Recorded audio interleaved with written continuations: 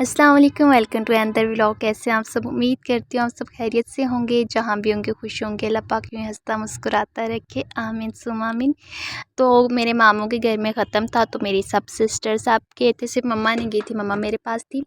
तो फिर मैंने अपनी सिस्टर को बोला था मेरे लिए व्लॉग बना के लेके आना। तो खैर मैं इसे एडिटिंग करते हुए इतनी तंग हुई, मतलब 2-2 सेकंड की क्लिप बना के लेके आई थी ना, छोटे-छोटे 2-2 सेकंड के, समझ ही नहीं आ रहा था कौन सा आगे कौन सा पीछे, मतलब मिक्सअप खिचड़ी बनी हुई थी ना।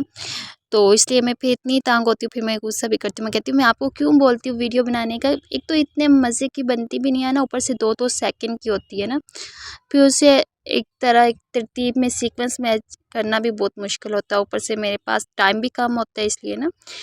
तो ख़ैर मैंने काफ़ी कोशिश की कि एक सीक्वेंस में वो, लेकिन नहीं हुआ, क्योंकि एक-एक क्लिप 6-6 दफ़ा था ना, तो 2-2 सेकंड 3-3 सेकंड के क्लिप्स थे, इसलिए मैंने फिर बहुत ज़्यादा तंग हुई, इसलिए आगे पीछे कुछ खिचड़ी बनी हुई है। ख़ैर मैंने अपलोड तो कर दी है।